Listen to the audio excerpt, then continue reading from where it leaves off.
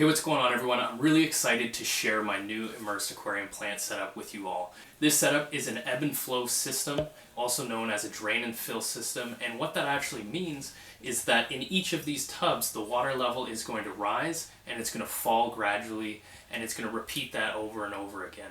And that's going to provide a lot of really good benefits to the immersed plants that we're planning on growing in this kind of system. So how it actually does that is using what's called a bell siphon, and I'll get into more detail once I show a close-up of this system on how that bell siphon actually works. But essentially you can set the height that you want the water level to rise to, and once the water level rises to that point, through having a pump down below in the sump that is continually feeding the system with the water circulation, once that water level rises and reaches that point, the bell siphon is going to kick in, and it's actually going to drain that water level in quite a rapid rate. And so the plants that we put in these tubs are actually going to be exposed to, a typical high humidity immersed setup, like we've normally done in the past, just putting plants in different tubs and setting them on a windowsill or whatnot. But eventually, as the water level rises, those plants are going to be submersed underwater, and they're going to be forced to grow for a period of time in an underwater state that is more replicating the conditions that they have when they're in our aquariums. So the idea is that you can get the benefits from growing a plant both immersed, so exposing them to atmospheric CO2 and having more of a rapid growth that we've documented in the past from those types of immersed setups. But the issue with some of the immersed setups is the plants that we put in our aquariums that have been grown immersed will tend to die back, and certain species are more prone to doing this as well. However, in a system like this, I'm excited to experiment and test it out to see that if having these plants periodically exposed to being underwater, perhaps the way that they grow is actually going to be more similar to how they grow underwater, and it's going to result in more of a transition to a submersed state that doesn't result in as much dieback. Another benefit with a system like this is you don't have to actually spray your plants to maintain high humidity.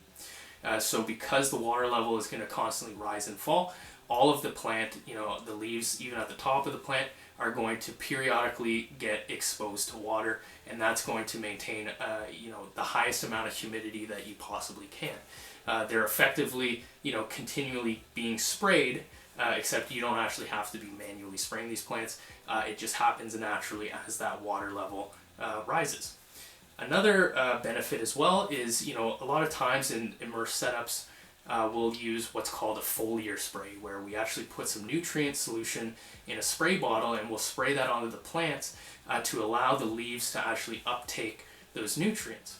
Now, a setup like this, you don't have to do foliar spray because as long as you're dosing the water with the nutrients like you would normally for your aquarium, once that water level rises and bathes the leaves of the plants underwater, they're going to be able to uptake as much nutrients as they want. And so from a manual labor perspective, if you were growing plants in large quantities, maybe you wanted to have a side hustle or business growing immersed plants, a system like this, it's a little bit more intricate to set up at first, but it's going to save you a lot of time, and you're not going to have to spray your plants and do foliar spray that way. You can just dose the water column, and then there you go. The last benefit that I'll talk about as well that I'm looking forward to kind of experimenting with is that once we put plants in a system like this, they might be potted in different containers. We might use soil, gravel, or maybe hydroponic media, but the roots that are eventually going to grow in that media,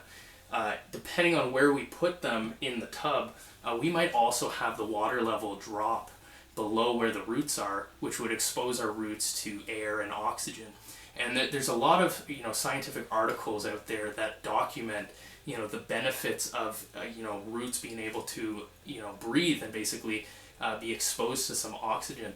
It's well known that anoxic conditions that are devoid of oxygen are not going to result in very healthy plants.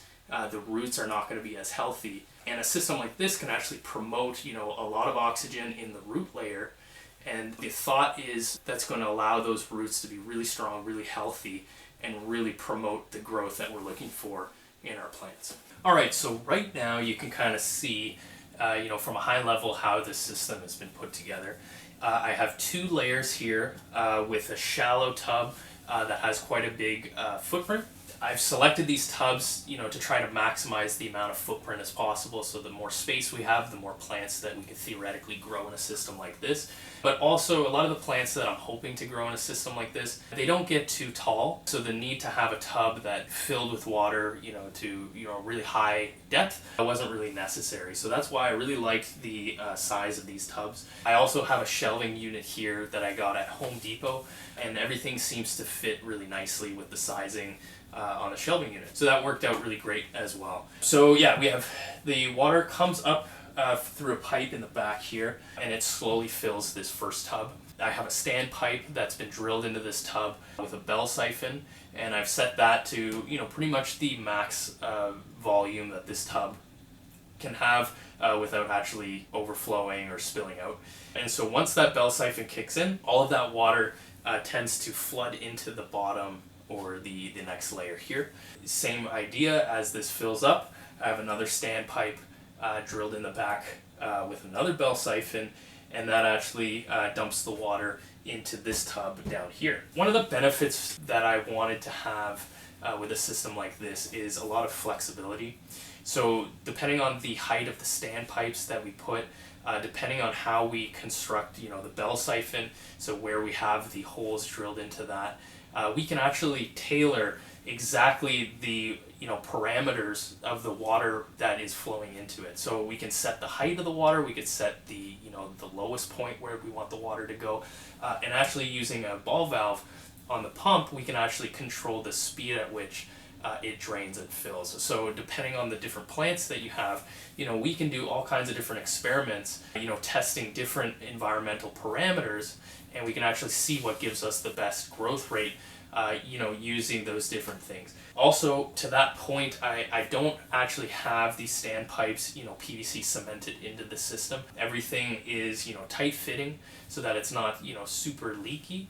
But it actually, if I wanted to, I could exchange them out and switch them. So, this gives us a lot of flexibility to, test out what's the best system for the different plants that we're looking to grow. All right, so if we're continuing going down, as you can see, the tubs here are quite a bit different than the ones on the racks up above. Now, I mentioned earlier that the plants that I'm looking to grow generally don't grow that large.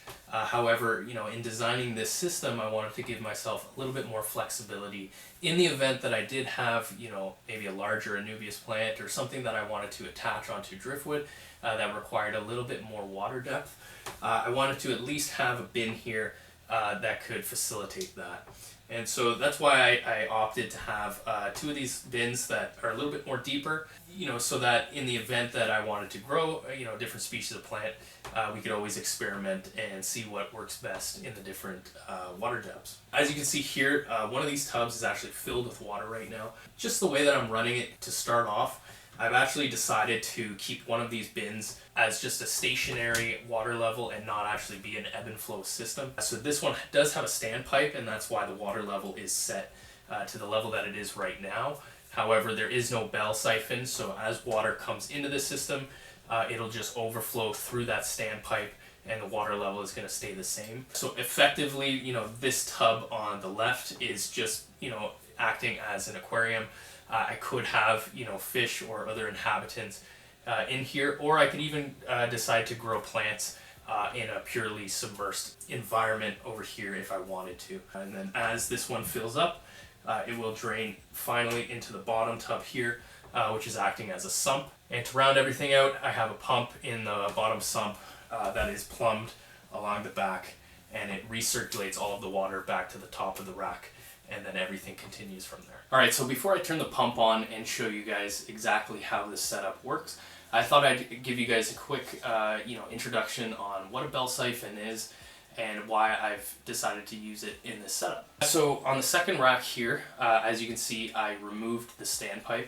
I mentioned earlier that, to give me as much flexibility as possible, I didn't want to cement the PVC parts unless I absolutely had to. So in this case, I decided to not cement the PVC pipe, simply because as long as it's tight fitting, if there are any leaks, it's just going to go into the next bin and just continue the cycle anyways. So back to the bell siphon. As you can see here, I have a standpipe cut out of 3/4 inch PVC pipe, and I have a coupler here that is threaded on one end in order to fit into the bulkhead that I used. And just as a side note too, all of the fittings here I'm using were purchased at Home Depot as the PVC conduit fittings. So they do have a bulkhead version, which I have an example or a spare part here that you can see. So it is threaded. You just have to drill a hole in your tubs to the size of the bulkhead that you want to use, and it does have a barbed fitting on the end that is really convenient for attaching some vinyl tubing to have it drain into the next tub. So the construction is pretty straightforward. Once you have your bulkhead in place, this next coupler threads onto the threading from your bulkhead, and then your standpipe, which needs to be cut to whatever height you want, basically just fits nice and snug right into that coupling. Of course, in the future, if we ever wanted to experiment, with different water depths, depending on the type of plants that we want to grow in here, I could swap this standpipe out for one that is shorter, and then effectively what that would do is it would reduce the maximum water depth that would happen before the bell siphon is kicked in. So for the bell siphon, I purchased plastic clear water bottle from the grocery store, and I cut it to size in order to match well with the standpipe. So the goal there is that the bell siphon is a little bit taller than the standpipe, but not by much. And so the bell siphon would actually fit over top the standpipe. Now I cut a bunch of slots in the base of the bell siphon that's going to allow the water to obviously be sucked up through the bell siphon, but hopefully these slots that I've constructed into this will be enough to prevent debris, if there's any like plants or vegetation matter, from clogging up the standpipe, because obviously we don't want any blockages happening in the system. So the way a bell siphon works is as the water level rises, it eventually reaches a point where it'll start to overflow onto the standpipe. Now without the bell siphon, the water level is going to just overflow at the same rate that it's being brought into the tub, and the water level is going to basically stay stationary at the top of your standpipe. By having a bell siphon that's basically just a slightly larger pipe that's inverted over your standpipe, eventually when the water level rises and starts to overflow through the standpipe, a siphon is created that allows the water to be drawn in from the bottom of the bell siphon. The reason why that's important is because as the water level starts to decrease due to the siphon, the water level is going to keep decreasing until it reaches the holes at the bottom of the bell siphon. Eventually, when air starts to get sucked in through the slots at the bottom of the bell siphon, it's going to break the siphon, and it's no longer going to be draining the water from the tub. Now, it's important that the siphon gets broken so that as more water is being added to the tub, we start raising the water level, and the cycle continues from there. So I'm going to install the standpipe back onto this tub, and I'm going to turn the pump on, and I'll give you guys a closer look at exactly how this operates in my system. Alright, so the system is up and running, and in just a few moments we're going to have the water from the top layer overflow into the bottom layer, and we're going to see exactly how this ebb and flow system works. So as you can see here, the siphon has been created from the top layer, and that rush of water that is now filling up the second layer is coming down. Once the water level reaches the top of the standpipe, the next bell siphon is going to kick in. That's going to allow this layer to drain into the layer below it.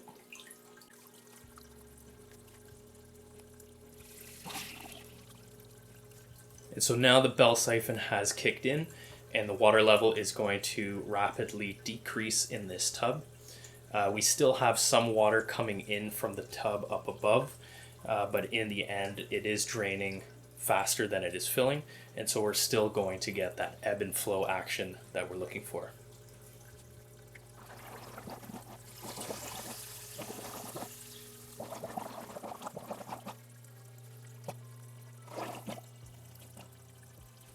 All right, so now the siphon on the very top level has been broken and no more water is coming through to the second level. So because we don't have any water filling up, all of the siphons have been broken and the cycle has basically gone through once, and now the top layer is being refilled and the cycle will continue. All right, so here we have the next level that has the deeper Rubbermaid tote. The water from the level above it is just about to start the bell siphon, and it's going to rapidly fill this tub, and then we'll see the action of this bell siphon, which will eventually drain the tub.